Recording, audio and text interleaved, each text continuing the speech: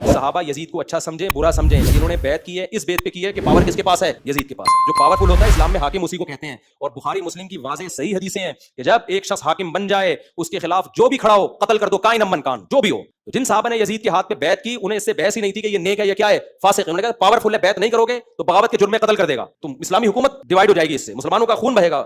اس لیے بھائی جو بھی ہے اچھا برے کی بات ہی نہیں ہے۔ تیسرا جھوٹا دفاع وہ کرتے ہیں، وہ کہتے ہیں کہ جی صحابہ کرام نے یزید کی بیعت کر لی تھی تو آپ کو کیا مسئلہ ہے؟ صحابہ کرام نے یزید کی بیعت نہیں کی تھی، صحابہ کرام سے زبردستی بیعت لی گئی تھی تلوار کے زور پر۔ جھوٹ بولنا بند کریں۔ نہیں یقین آتا بخاری شریف کھول لیں، صحیح بخاری میں 4827 نمبر حدیث ہے۔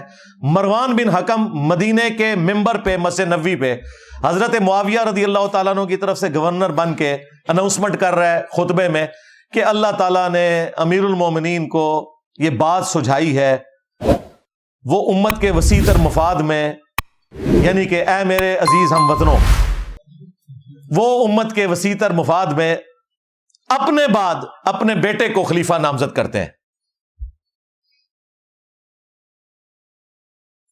یہ وہ تقریر کر رہا تھا۔ امام بخاری نے اگلے جملے نقل نہیں کیے، وہ بڑے سخت تھے، لیکن اس کے بعد جو کچھ ہوا وہ نقل کیا۔ وہ اگلے جملے کیا تھے وہ میں بعد میں بتاتا ہوں آپ کو۔ اگلے جملے جو امام بخاری نے نقل کیے وہ یہ تھے کہ وہاں حضرت ابو بکر کا بیٹا کھڑا ہوا اور اس نے کچھ بات وہاں پہ کہہ دی۔ وہ کیا بات کی وہ پھر امام بخاری نے سکپ کر دی۔ پھر اس سے اگلے جملے امام بخاری نے نقل کیے جس سے پتہ چل گیا کہ وہ بات کوئی ایسی تھی کہ اسے آگ لگ گئی۔ مروان نے کہا گرفتار کرو اسے، پکڑ لو اس کو۔ وہ فوراً سے مسجد نبوی میں ایڈجسٹنٹ جو حجرہ عائشہ تھا جہاں ان کی بہن موجود تھی وہاں داخل ہو گئے۔ اور یہ پاکستان کے کیس میں جو سگا بھائی ہے نا یہ وہ تھے، یعنی حضرت ابو بکر کی وہ بیوی جو حضرت عائشہ کی والدہ تھی وہی ان کی بھی والدہ تھی، عبد الرحمن بن ابی بکر کی۔ یہ سگے بہن بھائی تھے۔ ان کے پاس چلے گئے۔ اب ظاہر مروان یہ کام نہیں کر سکتا تھا، مسلمانوں نے پھر احتجاج کرنا تھا کہ یہ کیا حرکت کر رہے ہو۔ باہر سے اس نے کہا اوے ابو بکر کے بیٹے تیرے بارے میں قرآن پہ آیت نازل ہوئی تھی نا کہ یہ کافر کہتا ہے کہ میرے ماں باپ جو مجھے یہ کہتے ہو کہ مرنے کے بعد دوبارہ زندہ کیا جاؤں گا، یہ اگلے لوگوں کی کہانی ہے۔ ابو بکر کے بیٹے کہ تیرے بارے میں قرآن میں آیت نازل ہوئی تھی۔ توبہ توبہ، یہ بنو امیہ کے خدمت گزار، یہ ہیں گستاخان خلفائے راشدین۔ جب اس نے یہ بات کی تو سیدہ عائشہ اندر تڑپ اٹھی۔ انہوں نے کہا اس کو خاموش ہو جا، آل ابی بکر کے بارے میں کوئی قرآن کی آیت نازل نہیں ہوئی سوائے جو میری برات میں سورہ نور کی آیات نازل ہوئی تھی جب مجھ پہ جھوٹی تہمت لگائی گئی۔ بخاری میں اتنا آتا ہے، المستدرک للحاکم میں اور المعجم الکبیر طبرانی میں اور باقی کتابوں میں اس روایت کی فلنگ ان دا بلینکس موجود ہے، جو اللہ کے فضل سے حافظ ابن کثیر نے سورۃ الاحقاف کی آیت نمبر 17 جو کوٹ کی تھی مروان نے غلط، اس کے کانٹیکسٹ میں وہ سارے طرق ایک جگہ جمع کر دی ہیں، لہذا بریلوی دیوبندی اہل حدیث تینوں کو کوئی اعتراض نہیں ہوگا۔ وہ فل ان دا بلینک یہ تھی کہ اس وقت مروان نے یہ کہا کہ ابو بکر نے بھی تو عمر کو خلیفہ نامزد کیا تھا نا، تو حضرت معاویہ اپنے بیٹے یزید کو بنانا چاہتے ہیں۔ دیکھو کیا ان کی اینالوجی دیکھیں، تو وہ اس پہ حضرت ابو بکر کا بیٹا کھڑا ہوا تھا، کیونکہ ظاہر ہے اس نے کہا کہ بنانا تھا تو مجھے بناتے ہیں نا، مجھے تو نہیں بنایا، تو کون سی مشرق سے اٹھا کے مثال مغرب میں پھینک رہا ہے۔ اور جو کہا نا اس نے کچھ کہا امام بخاری نے وہ یہاں ہے کہ انہوں نے کہا کہ تیرا امیر المومنین معاویہ سیدھی طرح کہ ابو بکر اور عمر کے راستے پہ نہیں چل رہا، وہ کیسر و کسرا کے راستے پہ چل رہا ہے۔ اب یہ بہت بڑی گالی تھی ان کے لیے تو، کہ وہی جو ہے وہ بادشاہت آ گئی یہاں پہ۔ اس پہ پھر اس نے کہا پکڑو انہوں۔ اور حجرے میں اما عائشہ کے اور الفاظ تھے جو امام بخاری نے نقل نہیں کیے، وہ یہ تھے کہ مروان تیرے بارے میں نبی الاسلام نے فرمایا تھا کہ حکم پہ لعنت، اس کی اولاد پہ لعنت، تو اپنے باپ کی پشت میں تھا جب باپ بیٹا دونوں پہ اللہ کے نبی نے لعنت فرمائی تھی۔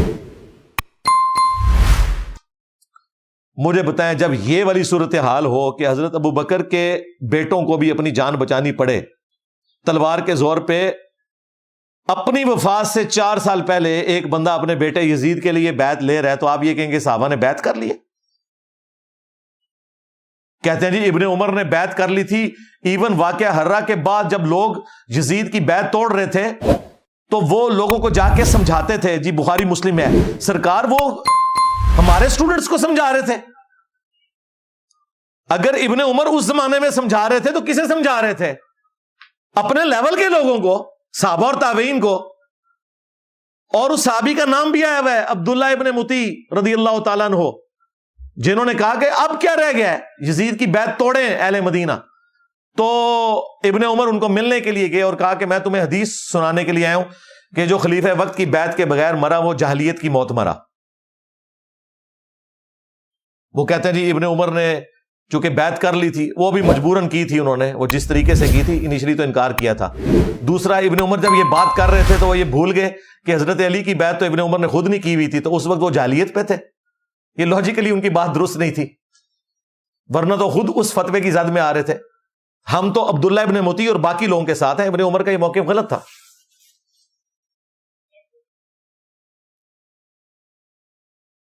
اور پھر دیکھیں ابن عمر کے ساتھ اسی بنو امیہ نے کیا کیا. صحیح بخاری میں ہی موجود ہے, انہیں حج میں احرام کی حالت میں پاؤں میں زخم کیا گیا ایک نیزے کے ذریعے جو زہر آلود تھا, اسی میں وہ شہید ہو گئے.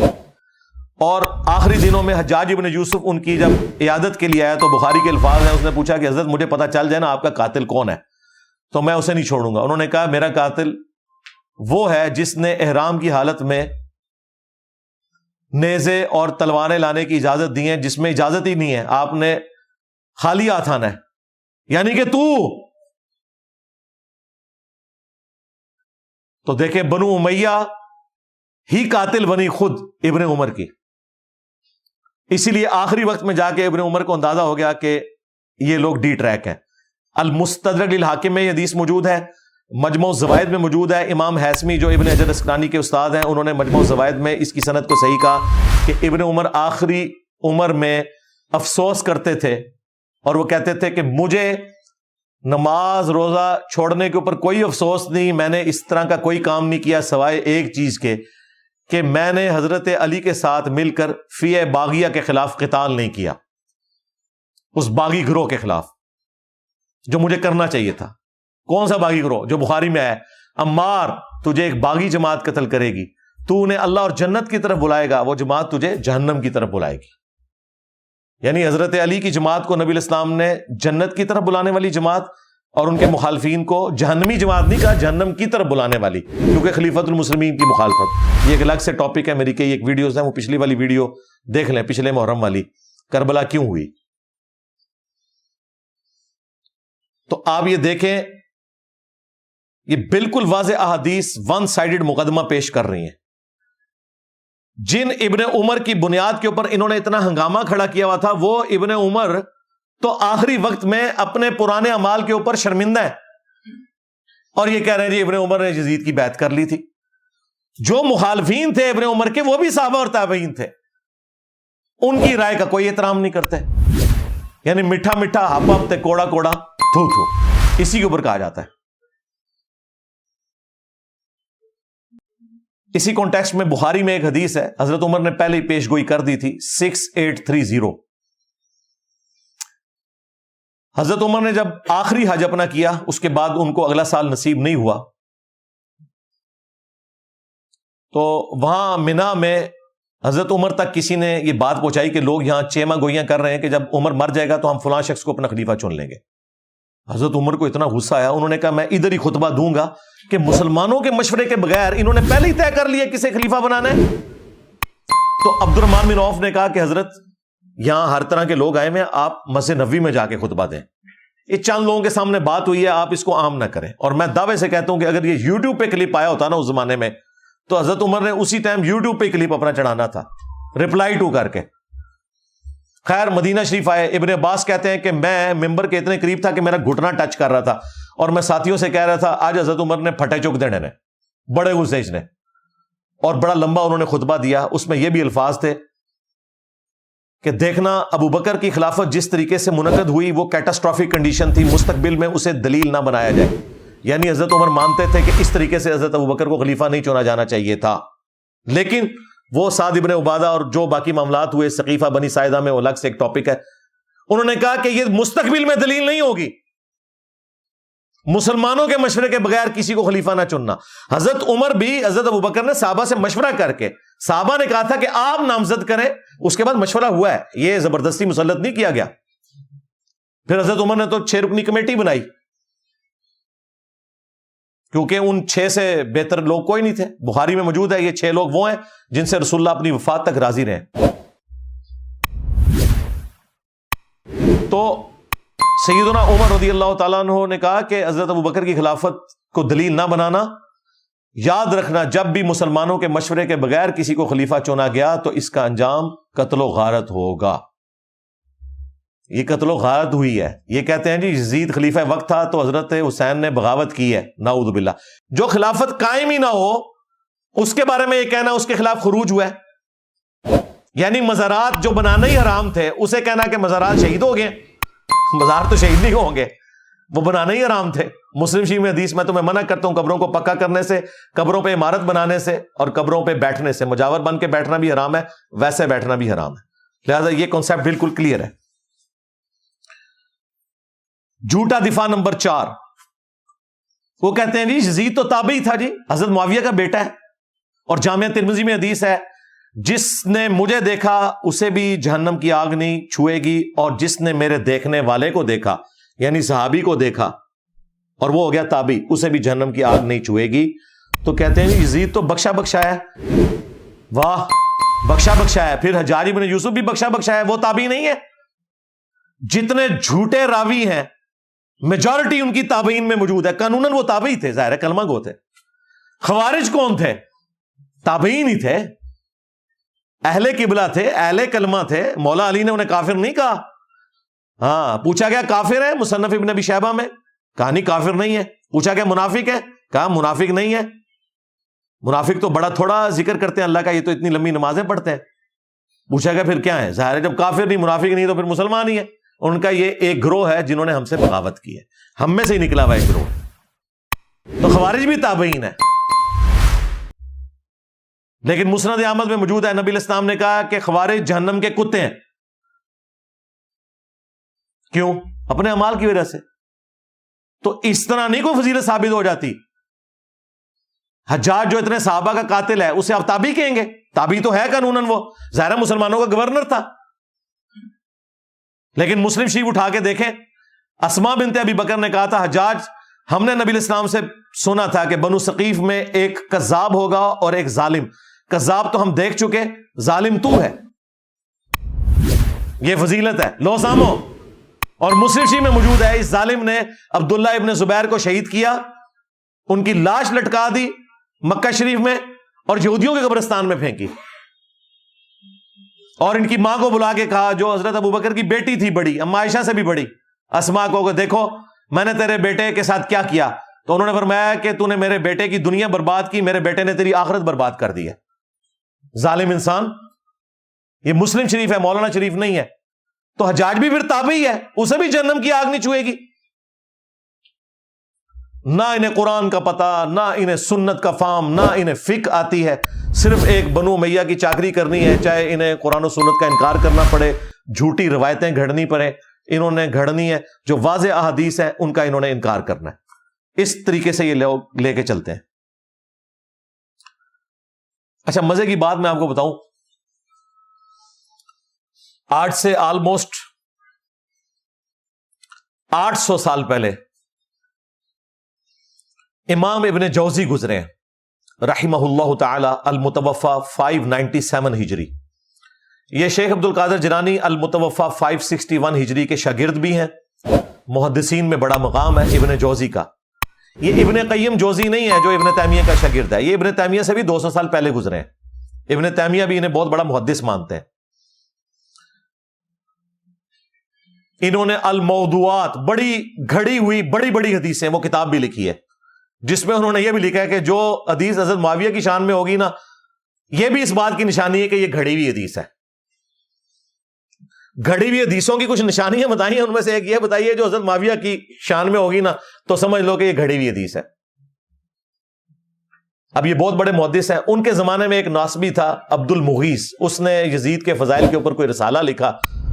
تو ابن جوزی غصے میں آئے، انہوں نے ایک کتاب لکھی جو کتاب محدثین کے ہاں اتھینٹک مانی جاتی ہے، ابن تیمیہ نے بھی اس کی تعریف کی ہے، ابن کثیر نے بھی کی ہے، الرد علی المعتصب العنید المانع من ذم یزید۔ یہ اس متعصب ضدی شخص کے رد پہ لکھی جا رہی ہے کتاب جو یزید کو برا کہنے کو غلط سمجھتا ہے اور منع کرتا ہے۔ اس زمانے میں ایک یزیدی تھا عبد المغیث، اس کے رد پہ پھر انہوں نے طبیعت صاف کی ہے ان لوگوں کی۔ اس میں جب ایک دلیل یہ لی گئی نا کہ یزید جو ہے وہ حضرت معاویہ کا بیٹا ہے اور حضرت معاویہ کے لیے ترمذی میں روایت ہے اے اللہ اسے ہادی اور مہدی بنا، انہوں نے کہا یہ تو روایتی جعلی ہے، اس کی بنیاد کے اوپر تم یہ کلیم کر رہے ہو کہ ان کا یہ ڈیسیژن کرنا کہ یزید کو انہوں نے خلیفہ صحیح بنایا تھا، انہوں نے کہا یہ تو روایتی جعلی ہے۔ پھر انہوں نے روایت کے اوپر بحث کی، میں نے تو بخاری مسلم سے ثابت کیا یہ فٹ ہی نہیں بیٹھتی، حضرت معاویہ کے دور میں جو جو کام ہوئے ہیں اس میں تو یہ دعا فٹ ہی نہیں بیٹھتی۔ پھر انہوں نے کہا کہ اگر یہ حدیث کوئی صحیح بھی مانتا ہے تب بھی کوئی گارنٹی نہیں کہ نبی الاسلام کی یہ دعا قبول ہوئی ہو، کیونکہ نبی الاسلام کی کئی دعائیں اللہ نے واپس بھی کی ہیں، بخاری مسلم میں آئے آپ نے دعا کی تھی کہ میری امت آپس میں نہ لڑے، اللہ تعالیٰ نے واپس کر دی۔ انہوں نے کہا کیا گارنٹی ہے؟ پھر ابن جوزی نے اتنا سخت جملہ لکھا، انہوں نے کہا اس سے بڑی کیا دلیل ہے، اگر حضور کی یہ دعا حضرت معاویہ کے حق میں قبول ہوئی ہوتی بقول تمہارے، اگر یہ روایت ثابت ہے تو حضرت معاویہ جنگ صفین میں حضرت علی کے مقابلے پہ آتے۔ یہ آدھی اور مادی ہونا ہے کہ خلیفہ وقت کے خلاف کھڑے ہو گئے، کڈا بڑا پٹکار ماریا انہوں نے۔ پھر انہوں نے احمد بن حنبل کا قول بھی نقل کیا، جب ان سے پوچھا گیا کہ یزید کے بارے میں آپ کا کیا موقف ہے، انہوں نے کہا یہ وہی ہے جس نے اہل مدینہ کے ساتھ جو کیا۔ پوچھا کیا کیا؟ کہا ان کا مال لوٹا، انہیں قتل کیا۔